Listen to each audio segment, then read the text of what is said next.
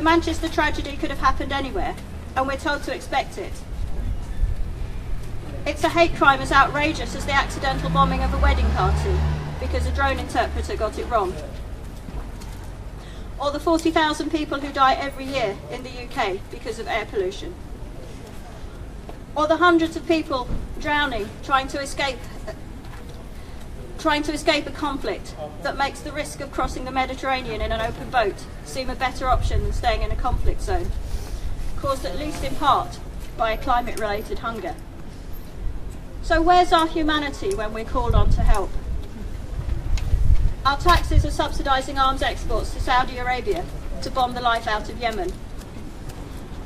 There's plenty to grieve about, plenty to get hysterical about.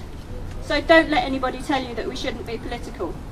Whether we talk about the invasion of Muslim countries, the support of human rights abusing regimes, or cuts to our own public services that everyone's so appreciative of at this difficult time. It's no disrespect to Manchester's grieving families to put their tragedy in context and to remind them that they don't grieve alone. They may not be worrying about the things that are normal in their lives, including the election, and the meaner and more isolated and less safe kind of Britain that it may lead to. So we have to do it for them. Yesterday, everybody stopped campaigning, and rightly perhaps. But unless we postpone the election, every day that we're not campaigning increases the risk that we'll wake up the day after in a more isolated, authoritarian and divisive country than the one we find ourselves in now. I don't think the election will be postponed, so we have to get back to campaigning. Every day that we're not, May is on TV spouting law and order and telling us to be fearful of each other. I want to stop more people dying from poverty, from benefit cuts and from chaos in the NHS.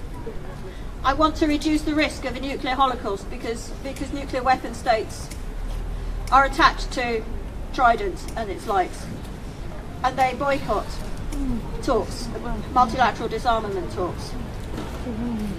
And I don't want to collude with the expected landslide.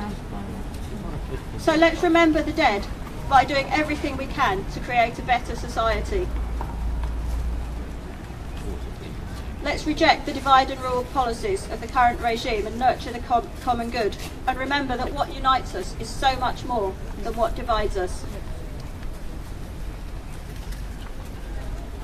And we have 22 candles struggling to light, which has to symbolise something important.